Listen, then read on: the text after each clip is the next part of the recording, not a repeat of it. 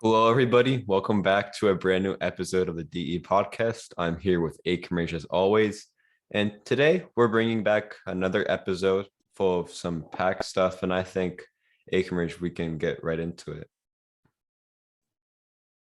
Yeah, so we're about halfway through the season now, and I think we're going to just give our thoughts about how the league has been looking after about 3 months now. So I guess we'll start with the Western Conference. So just to give a review of the teams overall, the Suns are at the top. They're the first seed at 36-9, and they have a 4-game lead over the Warriors, who are the second seed at 34-13. The Jazz and the Grizzlies are tied for third and fourth in the conference, each with 17 losses. And then below them at the fifth seed, the Mavs have a nice winning streak to comfortably secure the fifth seed at 27-20. And then after that, it's really a toss-up where the 6 through 9 seeds are really, really close, and they're all competing to get those positions. We have the Nuggets, who are kind of comfortably ahead of the 7 through 9, but still in the mix. They're at 24-21, with a 1-game lead above the Timberwolves. And then the Lakers, Clippers, and Timberwolves are all competing for those last 2 playoff spots. But all of them have losing records right now. So it's kind of interesting that the 7 seed and the 8 seed, if the playoffs started today, would have losing records, which is very different from the East. So I guess what we can do is we'll each give our one surprising team, one team that lives up to our expectations, and then one underwhelming team from the Western Conference. I guess I'll go first. So for me, the most surprising team this year in the Western Conference is the Memphis Grizzlies. I mean, they are absolutely killing it right now. John Morant, Desmond Bane, Jaren Jackson Jr., Brandon Clark, their head coach, I think is in the running for Coach of the Year. They are sitting at third in the West when I don't think anybody expected them to be over maybe the 6th seed, especially after not really improving their roster from last year. What they had is John Morant is now a definite all-star. Desmond Bane is looking like the most improved player. Jaren Jackson improved. Everybody's improved in that young core, and now they are a really, really good team in the West. So for me, that's my surprise team. Yeah, I mean, I think I'll definitely have to agree with that. But I mean, in my opinion, there's several teams that have definitely surprised me. I mean, I'll talk. I won't talk too much about the Grizzlies because you mentioned them, but we talk about it every single podcast. Like the Grizzlies have definitely, like John Morant.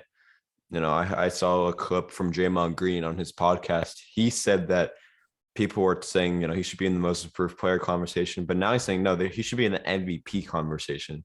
I strongly agree with that statement, but the Grizzlies are definitely, I didn't expect them to even be in the playoffs or at least maybe be in the play-in. But honestly, the Bulls and the Heat, I didn't expect for the Heat to be the number 1 seed in the East. Obviously, the Bulls have some problems right now with injuries with Zach LaVine.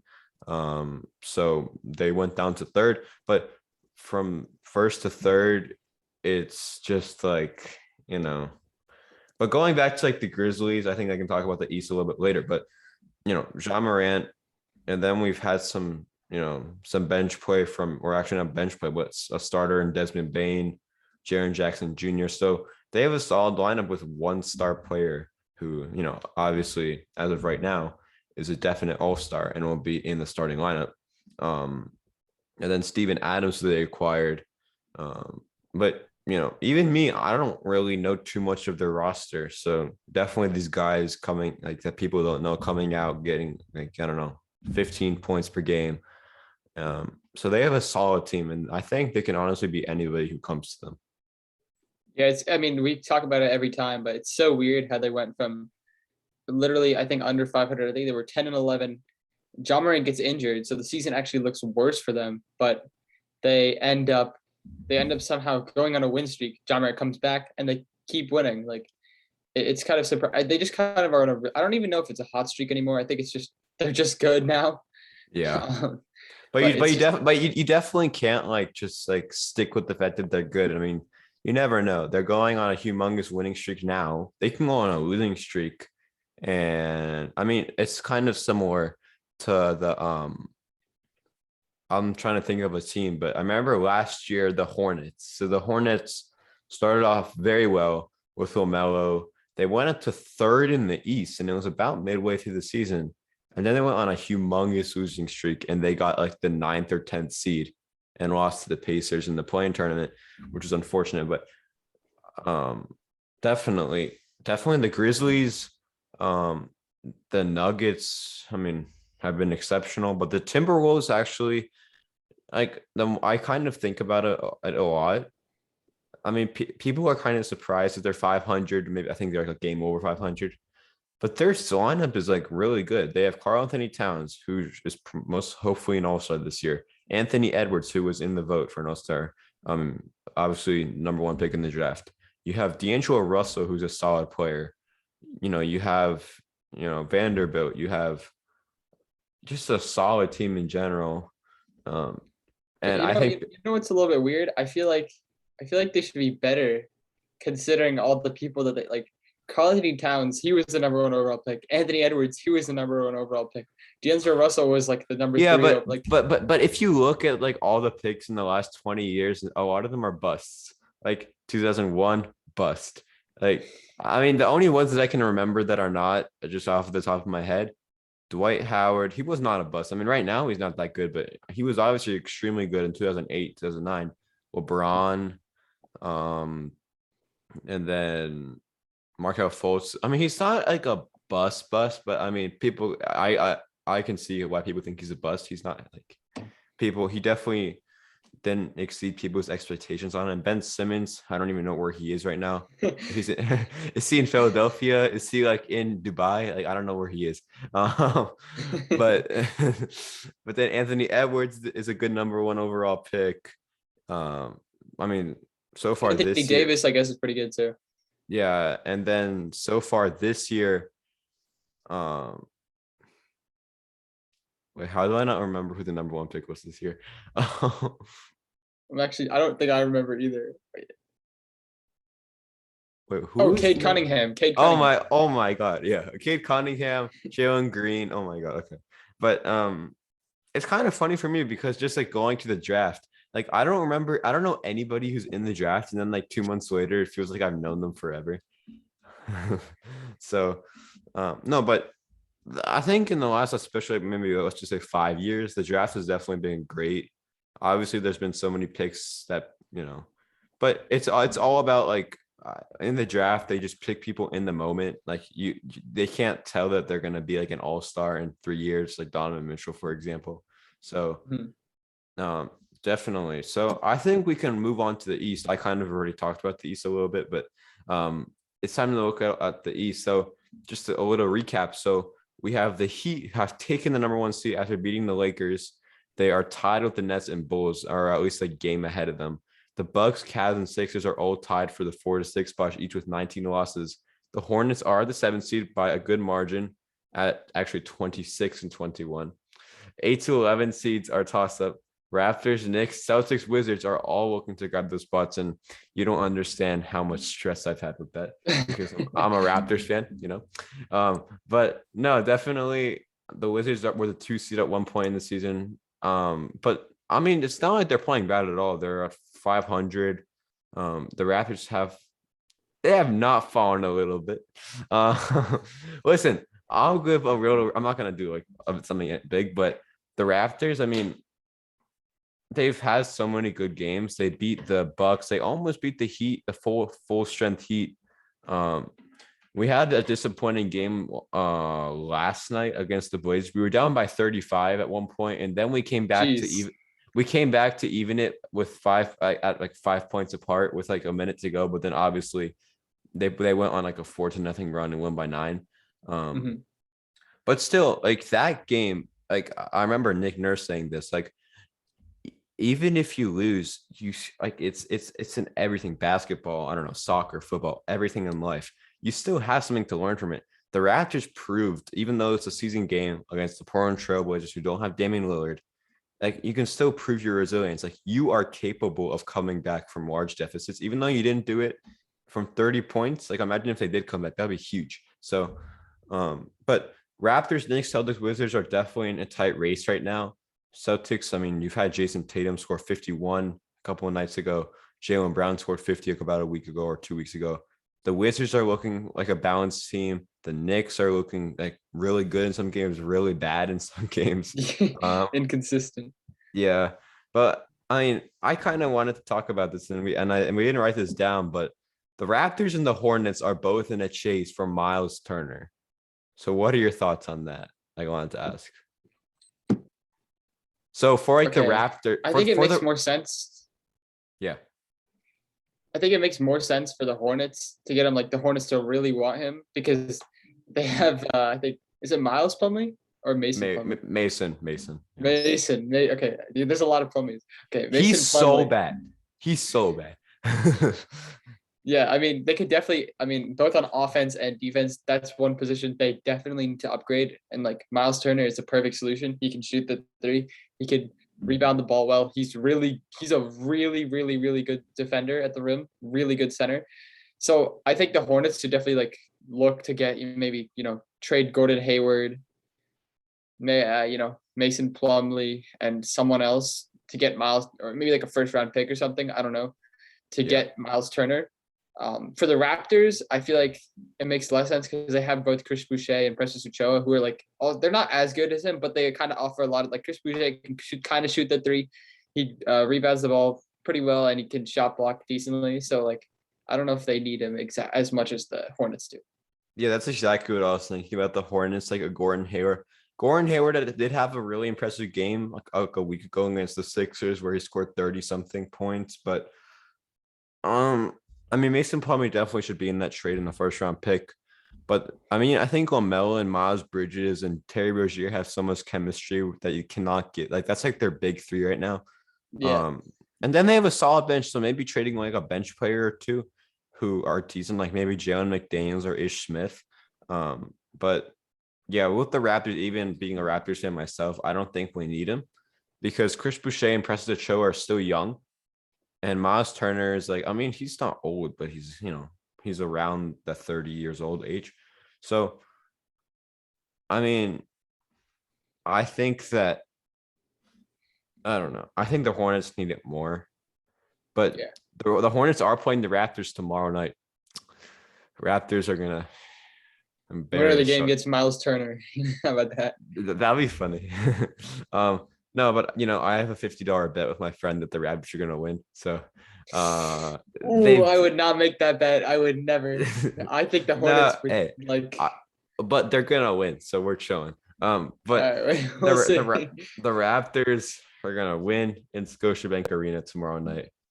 I'm so confident that they will. If they don't, it's just $50 for chilling. It's not like I'm making money right now. So, but I think since we're talking about so many different teams, we can move on to the MVP ladder. Just obviously this podcast is just a whole recap of the NBA. Nothing too big has happened over the last few days, except for the All-Star returns, which we'll mention later. But in my opinion, I can start with my opinion, but I can also talk about it. The MVP ladder definitely shocked me. So we have Nikola Jokic at number 1, Giannis at number 2, Kevin Durant at number 3, DeRozan at number 4, Steph at number 5. But it definitely updated over the past couple of days. But I looked at it a few days back, and it put Steph Curry at number 6, which I mean, yeah, he's not playing well. But they put what's his name? They put what's his oh my god. They put I forgot who, but they put they put Chris Paul over John Morant and DeMar DeRozan before. And now, I mean, obviously now it looks like DeRozan's above him, but they put Chris Paul above him. I mean, Chris Paul is like insane with his passing. He probably averages like 45 assists per game, but I mean, that's not MVP. I mean, his team is doing so well right now. The Suns are 36 and 9, excuse me. They don't even have 10 losses yet. With a 6-game winning streak, 9-1 in their last 10 games. So definitely the Suns are looking solid. They're playing the Jazz tonight. So definitely a tough matchup. But I mean, Devin Booker's looks super impressive. Chris Paul. So the Suns are looking the same way as last year. I mean, obviously now obviously expecting a little bit more from them. I mean, last season I didn't expect them to do what they did, but this season we're kind of expecting like a conference finals situation. Yeah, I don't know why. Like, I don't know why Chris Paul would even. I think Devin Booker should be above him almost, right? Because Devin Booker's the one who's averaging 24 points per game. Yeah. Chris Paul's averaging only 14. Yeah, he's averaging 10 assists, but it's like a Steve Nash situation where they just kind of picked almost the leader of the number one seed and gave it and put him in the MVP ranking. Yeah, I get it. But there's guys you could put over. DeRozan definitely deserves. I'm glad they put him there now, but DeRozan definitely deserves because he's also the leader of a team that's the number one seed or very close to it, and he's averaging I think double the amount of points there, or not double, but almost 10 more points than Chris Paul. Yeah. But I mean, speaking of Steph Curry, I mean, we talked about it a lot last time, but I think we can give us our short thoughts this time. Like he has a massive slump. He's starting to look a little bit like my friend Anthony Bennett. No, I'm kidding. But I'm not comparing you. But Steph Curry, I mean, I'm looking at his stats right now. Yeah, so yesterday they played against the Jazz, did win by 2, but he scored 13 points. Then against Houston, he scored 22. He did have a really impressive game against Indiana. He scored 39. But then 18, he didn't play against the Timberwolves. So he's averaging about like 18-ish points per game, like 18.2. So definitely, I'll start with my opinion. It's definitely not what we were looking for in Steph Curry, especially considering the fact that he's looking to win a championship, go to the finals or conference finals. And especially against these tough teams like Phoenix and Memphis, you cannot have these performances. I mean, the Warriors are probably the most experienced team, or one of the most experienced teams in the West, obviously due to Curry, Thompson, Green, Looney, all those guys going to the finals year after year after year after year and winning 3 out of the 4. So it's definitely different. I mean, we've looked at it. I mean, he's actually done better. I mean, he's had better showings. He's gotten a 39-point game, which is obviously at least now rare, but he needs to keep it up and learn. Like he was 12 for 27 in that game. So he didn't shoot like particularly well. Yeah, But he's kind of in like a huge shooting slump right now overall. I mean, he's shooting his worst from 3 in his career by like I think 4 percentage points right now, which is really insane for Steph Curry. I mean, 37%. I mean, that's like a pretty good 3-point shooter in the league. Like that's Danny Green or someone. But for Curry, it's like, oh my God, how are you shooting that badly, right? yeah, I mean, he's averaging 26 points this season. And he actually averaged 21 points in 2019. Obviously, he was injured for a lot of that year, so he didn't get to play as much. But not including that year, that's like his lowest scoring season since like 2014. So Steph Curry, I mean, he averaged 30, I think 30 point something points at one point. And like a couple of weeks ago, he averaged like 29. He's went down by so much. So I mean, definitely have to give credit to the Warriors because it's not like they're in a losing slump either. They're 34-13. They're solid. I mean, obviously 5-5 in their last 10 games, so not the best. But they seem really strong at home. They're 21-4 at home, 13-9 on the road. So it looks like they're obviously losing more on the road. So I mean, the Warriors are definitely helping. They have Andrew Wiggins who's helping, Klay Thompson, Jordan Poole, and the Warriors have that type of lineup. I remember I mentioned it where if Steph Curry doesn't do something well, then you have all these guys that can kind of help him out. So yeah, but what's weird? It's weird that like last year, if you remember, he was averaging like I think 32 points per game last year on really good efficiency, like 44% from 3, and I pretty well from the field too. And his team still did bad. And his team was really, really injured and not very good. I mean, they had a huge offseason. I think that year, I mean, that was the first year that Andrew Wiggins came in. There was so much like drama because of like D'Angelo Russell coming and then leaving with Andrew Wiggins. So I think that year was like the year where they had to figure out their chemistry. I think this year they definitely helped it out. They, brought Gary Payne the third or second. I don't even remember who's like, the second, who's a really strong bench player. And then Belica, who they signed in the offseason, Klay came back. Wiseman is still injured. Draymond Green, I believe, is still injured. So I mean, definitely James Wiseman is not having him there might be a little bit of an issue, but I will think the Warriors are definitely dealing with it pretty well. And I think when he comes back, that'll just be nothing but better for the Yeah, but Warriors. what's weird to me, I guess, from my original point is just like it's strange. You wouldn't think that Steph Curry is shooting worse now compared to like he's shooting way worse with a much better team advantage, better space, and people who will take the defense's attention.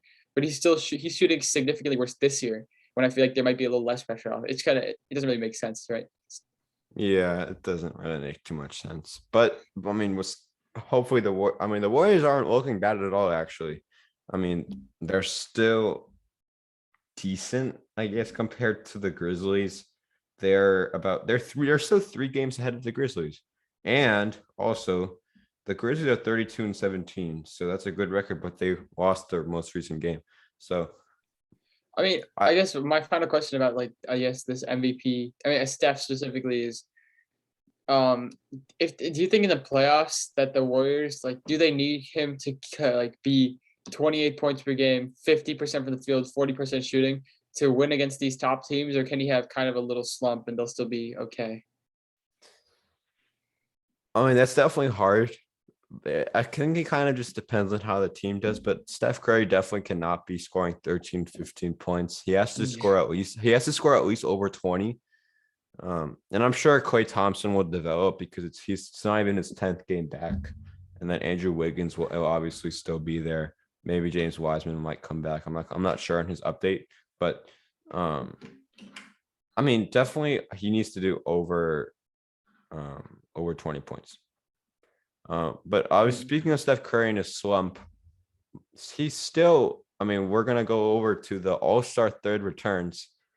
Definitely a lot of updates. It's the final returns, and on Thursday night they are announcing the All-Star starters.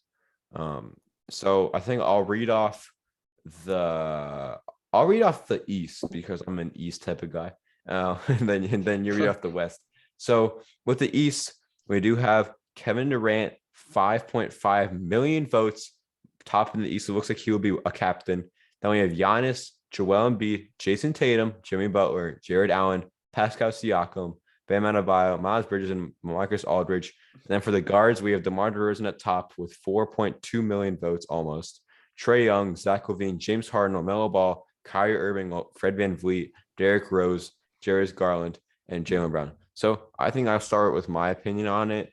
I mean, just looking at it with the front court, we already know Durant's out. So we will probably have Giannis and Embiid and Tatum starting. And obviously Tatum was an all-star last year. Then we have Jimmy Butler, Jared Allen, Siakam. Looks like Siakam, Allen, Butler, and Adebayo are guaranteed to make it. Miles Bridges and Marcus Aldridge, I'm not completely sure about. But with the guards, we have Zach LaVine who's out. So we definitely have Trae Young and DeMar who will probably be starting. Then we have Harden. It looks like we're gonna have Harden, LaMelo, Irving, and VanVleet who definitely make it. Um, Derrick Rose is also injured, so Darius Garland and Jaylen Brown have a higher chance too of making it. Um, but in my opinion, it looks like it's all decently accurate. I mean, Jason Tatum has played really well, so I think he deserves to be where he's at. And Jimmy Butler has played outstanding since his injury. Jared Allen, a great. I think Siakam might deserve more. No, I'm not Any because I'm other reasons other than you're a Raptors fan? no, because Siakam's had like so many good nights. I mean, um, but Jared Allen's I love Jared Allen. No, I don't. But Siakam has had great nights. I mean, he scored 28, 21, 22, 30, 23, 29. So definitely solid numbers. Jared Allen is obviously, I mean, he's obviously probably a candidate for most improved, I would say. Um, and then Bam Adebayo, how he deserves it as well. Miles Bridges has definitely he's been most improved as well. For the guards, I definitely agree, except for Kyrie Irving should not be up there. Derrick Rose should be up there. Darius, I mean, Kyrie Irving, I obviously get it. But Darius Garland should obviously be up there. I mean, he's played so well. The Cavs are really good because of him. and then Jaylen Brown also. So definitely excited to see who's going to be there. But Abrams, I think you can read out the East and tell your opinion. And actually, I didn't let you get your opinion on the East, so you can talk about All that. right, yeah. So, for the East, I kind of just agree with you in general. I think everything is pretty nice. It's pretty accurate. I mean, you can't expect the fence to be 100%. I got a lot of people right. Mark Aldridge goes no way. He's been. I mean, I get he's a fan favorite, but he's just been injured. Everything is pretty good. I just wish Darius Garland was a little bit higher. He's probably gonna get left off the All-Star team. Well, maybe he'll make it if Kyrie isn't selected, then he probably has a chance, but I'm not sure. But why would Outside of Irving that, not I be think it's selected? pretty good. So They would because he's select played Irving like though. 3 games. He's played like So three this. games. Oh, so you think they might not select him? Yeah, I think I like they have to like be at some point and be like, oh, Darius Garland has played like the entire season outside of the few games where he was injured. Meanwhile, Kyrie Irving has just sat out because he didn't want to get a vaccine and plays 3 games and deserves to be an All-Star. I don't think that's how it should be. Yeah. Okay, I understand that. So it's pretty good. And moving on to the West, we have very surprisingly, well, not really that surprising. LeBron James is most likely going to be the All-Star captain for the 4th straight year as he. Oh my god, I hate this. Have Curry versus Durant is like the best draft ever. Do that. No, I agree. LeBron, I get it's like the fan vote and stuff, but he's already been the captain so many times. We need a new. Why can't? Durant's gonna choose all his buddies, and then LeBron's gonna choose all the good guys. Yeah, they should make like Andrew Wiggins the captain or someone, just someone random. Like I don't know why LeBron, but anyway, LeBron, 6.8 million votes, just blew everybody out the water. He was actually down to Curry in the second returns, but I guess the LeBron fans just decided to go insane with their votes. But continuing on at the front court, Nikola Jokic rightfully at 4.1 million votes. Andrew Wiggins drops down at 3. He's 2.6 million. Paul George at 4, despite being injured for almost a month now, is still up there. Anthony Davis, who's also been injured for I think almost a month. He's and coming a half back. now. He's coming back tomorrow night. Really? Yeah, he's coming back tomorrow night in his first game back. Oh, maybe the Lakers will finally be able to be over 500. They're playing against the Nets on TNT. That's that. Oh, I wish Katie could play though. See, that would be way better if Katie played. But that'll be funny if the Nets still won. again, just like Christmas. Yeah. Yeah, I don't know. But so Anthony Davis, well, I'll get to him later. Draymond Green's below him. Carmelo Anthony at 7. Anthony Towns at 8. Rudy Gobert, DeAndre Ayton. Then for the guards, we have Steph Curry at number 1, who is now the second place vote getter. He was first in the previous returns. Ja Morant at only 2.6 million votes. So there's a 3.5 million vote difference between Steph and the second place.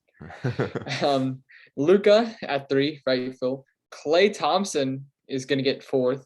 Devin Booker at 5. Russell Westbrook at 6. Chris Paul at 7. Donovan Mitchell, David Lillard, and then Anthony Edwards stays at 10. Okay, listen. Russell Westbrook should be there because Russell Westbrook literally so bad it would be funny. Like remember against the Rockets where he did a shot and it hit like the top of the backboard. I do remember that. I mean, Russ. I mean, honestly, like, sorry to interrupt you, but my opinion is like for the front court, Karl Anthony Towns, Rudy Gobert, DeAndre Ayton, they need to be above Draymond and Carmelo. Actually, Draymond Green he could be defensive player of the year. But that's only one. So I actually now that I kind of think about it, maybe not, but Carmelo Anthony should definitely not be there. For the guards, I mean, Clay or Booker, it's obviously fan love, and Clay hasn't played bad at all, but I think Devin Booker should be above him. Russell Westbrook shouldn't even be on the list. Like Russell Westbrook should be on like the Rising Stars game. But Chris, oh my. but Chris Paul definitely deserves it. Donovan Mitchell deserves it. Lillard is injured, so I don't think he's gonna play. Anthony Edwards is there. So I think everyone deserves it, but Russell Westbrook would be fun to go there just for the fails.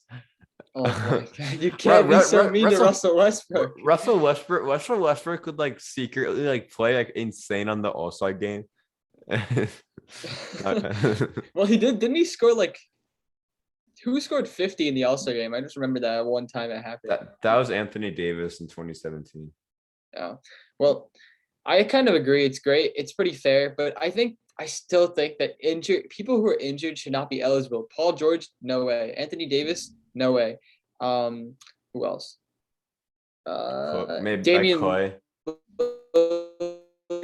No, Yeah, like Lillard yeah, and Clay Clay. definitely not. Like, it's great that he's back, but yeah. So like, because think about it, if Paul George, Anthony Davis, Damian Lillard, Klay Thompson are taken off, that gives 4 more spots in the Western Conference, and you can get some more people into the voting. And people like Carmelo Anthony, I get he's a fan favorite. I get it's probably going to be one of his last seasons, if not his last. So the fans really wanting him to the All-Star game, but he's not going to get it unless he gets in as one of those legend All-Star players. He's not going to get it. Yeah, like there are a couple of comments right now. Like there's somebody who commented like Clay and AD are there, but not Jamal Murray, um, because of like the whole, because of the whole injury thing. So, I mean, I think it's definitely going to be a fun All-Star game. Hopefully, Kevin Durant, if you're watching this while you're in bed recovering from your injury, don't screw this up. Do not draft your buddies from college or whatever and have LeBron choose Steph Curry, Giannis, Jokic, Morant, because that's what happened last year. It was LeBron, Doncic, Curry, Giannis, and Jokic on the same exact team. And meanwhile, you had Jason Tatum, Jaylen Brown, like Kyrie Irving, James Harden. No, James Harden was on the other team.